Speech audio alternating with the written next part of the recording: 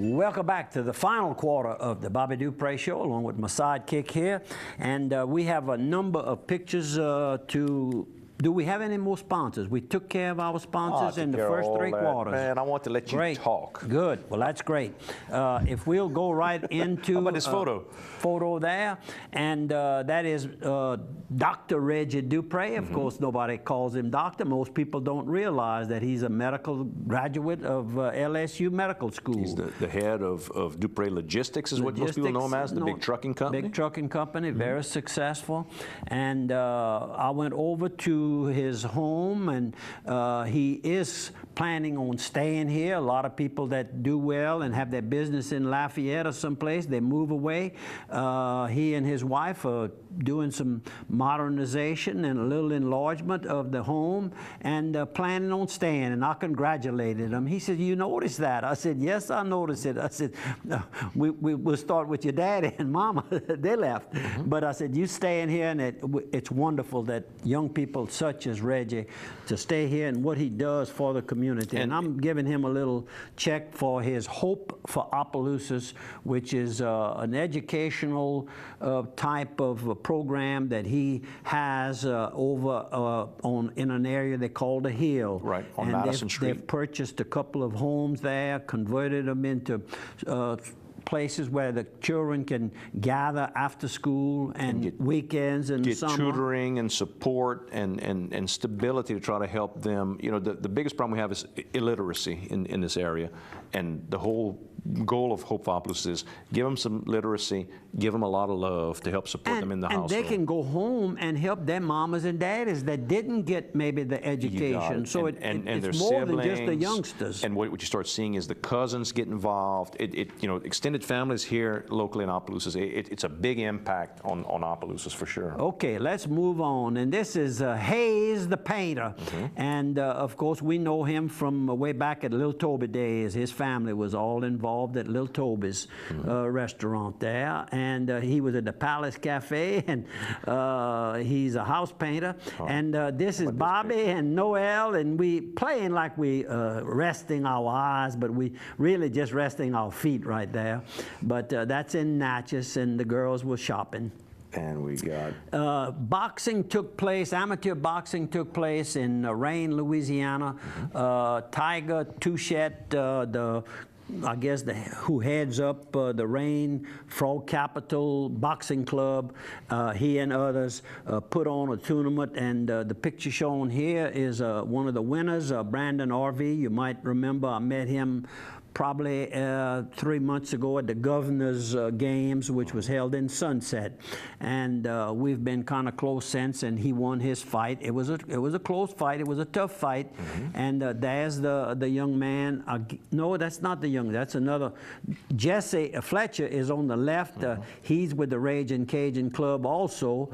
Brandon is with the Ragin' Cajun. That's Bo Williford and trophy winners there. And the trophy winners some of the other winners. And let's see if I can kick over. I got a whole bunch more. We have them at each weight, but we don't have the names. We even got little girls, I think. That first fight was first or second fight with little girls, and hard to tell the way they really fought hard. And the one on the right is not happy with the decision, I can tell. And while you show the pictures, I'm going to thank the referees, Ernie Wilson, Brian Leger, Arthur Scott, and Paul Rodriguez, and of course Jody Gauthier was also there as a judge. And here in the center of the ring is Mason Menard. Of course, he's a professional Louisiana state champion, and he has a big fight coming up. Chad Broussard has got another program coming up on December the 6th. That's Friday. That's would be next Friday.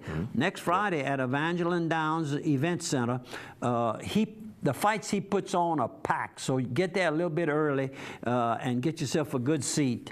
And of course, this gentleman here is Guy Cusio, who I met. Well, I knew who he was by looking at him, but met him recently at the Governor's Games, and he was the announcer for the whole event, and he loves it. He loves people, and he is with the Phoenix Forge Group out of Crowley, Louisiana, and they are the ones who have purchased the equipment equipment and the land and buildings of the old Standard Fittings Company in Opelousas. That's correct. So a lot of the management over in Crowley comes from Standard Fittings, and starting out with Ron, and Ron is one of the, maybe the president, and that is Chad Broussard, better known as Bad Chad, and he is the promoter, and he assured me that this was going to be the best that he's had so far. I said, they've all been good. He said, Bobby, look at me now, look at me in my eyes. He said, this is going to be the best. Now, I'm going to say this about Bad Chad. He's retired now. You can see putting on a couple of pounds. Put a couple of pounds on, because that man was ripped. When he when you box, you have to just stay in the tip-top. He was always fighting at a weight where he had to watch his weight. He had to work. Oh, work it. Yeah. And there's some more of the young men, and then we've got. That's little Fletcher, Jesse Fletcher, had just won his fight. Yep. And this is Jesse kissing the mama. The mama was sitting next to me. She was charging her camera. There was a plug-in underneath right there, and we got to visit. Very nice lady, and she said that little Jesse is a wonderful young boy. And all these kids here, I watched. I threw my eye around the group of them, and they all very professional and nice and polite and get along well, although they bang each other up for 3 rounds. And I think that's all the photos I have. I want to remind you again, Wednesday, Breakfast with Santa. Come meet us 7 to 9 o'clock. That's what this cap Indian is all Hills about. Country Club. You want to send a donation, give me a call, 351-0732. We want you there. Okay. And what else we got? Delta Grand's going to do Letters for Santa on December 13th and 14th at 7 p.m. and December 15th at 2 p.m. It's $10 for adults, $5 for children. It's a little play with a lot of young actors involved. If you want to go by, get tickets, give them a call, 407-1806. There's going to be a benefit gumbo cook-off for Bonnie Desertels from Washington, Louisiana. She has cancer, and we all know that, I'm sure she has health insurance, but there's so much of the bills that are not, at least 20% has to be paid by the person that's receiving the medical attention. And when that takes place, you're talking about cancer, you're talking about a lot of money. She's been associated, working with the J.T. Wine, Morris Weinstein Trucking Company for the past 30 years. So we're talking about a person that's very deserving. I'm sure she's attended a lot of these events. She and her husband Keith are real well known in the community of Washington, and this is going to take place Saturday, December 14th from 8 a.m. until at the Washington Ballpark. So we'll come back and pass this on a couple more times, but kind of plan on being there and making a donation. If you can't be there, send it. I understand that there's a movement underway to have a parish-wide library system. And of course, unbeknownst to most of us in the area, St. Landry Parish, again, is the only parish that doesn't have a parish-wide public library. Correct. And of course, Sunset has a taxing district there. Each little area, Sunset's got one. Opelousas Eunice has a community library system. But outdated. Port Barry's working on one opening pretty quick. We'll be dedicating it in February. Your date has come in. You hadn't heard yet. Okay, they've got the date. I knew it was February, but they've got the date. That's good. Correct. And that one is partially by the city and partially by donations. Correct. The city purchased the property, and I think the donations are taking care of the renovations and hopefully the equipment and everything else inside. Because today you want computer, you want a lot of technology. library is technology based instead of paper and cardboard. Yeah, but still you want some a little mix. A little mix.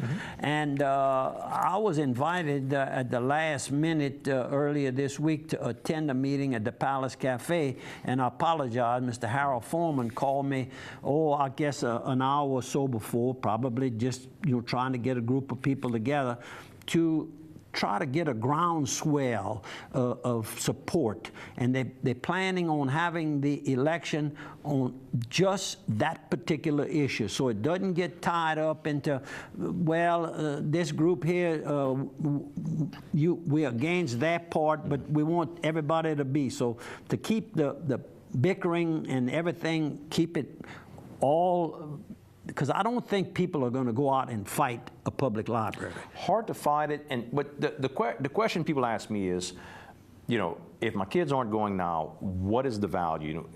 Are my kids really going to go and pull a book out? And what you got to remember is libraries have changed. A lot of it's technology. It doesn't always mean going to the library. If the library can get subscriptions and get access to data that you at your home, as you get your card from the library, but you go home and can access information through the library from your home. Okay. It's very convenient. All right. And parish-wide, by pooling all the money together, we can get more access to more information. You remember I stopped by the Opelousas Library when I did my walk, and I walked one day and I quit. Yeah. But I'm going back, I promise y'all. But don't think of the library. I want to live a while. Don't think of the library as just go and get that book. You can go get that book, but it's the idea that if there's information you need, if your kids need to do research, some of it's available on the internet. Not everything's available. Some stuff is subscription. And then they gather in little areas within the library, and they exchange ideas and thoughts and question each other of how to get to this. So it's a study. It's a place to study as well. Sure. For adults all the way down to youngsters. For lower income people, it's an opportunity to get access to technology that they can't get. For high income people, it's a way to pool our resources to get more information. Friday both sides. Friday the 29th, there's something taking place in Grand Coteau,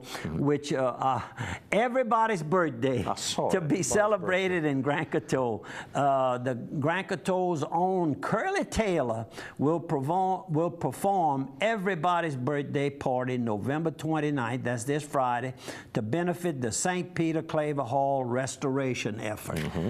Pretty cute idea, and I hope that it's a good success. Very active group at St. Peter Claver at St. Charles Church there in Grand Coteau. And of course, I see where the newly elected Congressman Vance McAllister made his first trip up to Washington, D.C.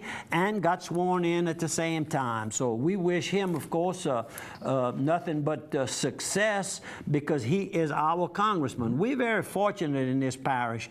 I try to look at it on the positive. We have 3 congressmen instead of just one. Sure. Kind of weakens you in a sense, but then they're all level-headed men, so far, men. And the interests should overlap enough that we get 3 votes instead of just 1 vote. That's correct. They should all be working for, because you can't get that many projects no matter how strong your congressman is. But if you got 3 of them working on it, there's a pretty good chance that you're going to get it passed.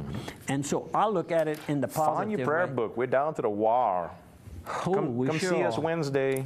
Indian Hills. Don't forget about us. Please enjoy your Thanksgiving with your family. It's a long weekend. Let's all be careful. And if you can, please attend the church of your choice this weekend. And my prayer, my thought for today is, real love is helping others for Jesus' sake, even if they can never return the favor. What a strong thought. You got it. Let's think about that in our daily lives. Thank you for viewing. Tell a friend. Thank you, Andrew. Thank you, Santa. And enjoy your turkey.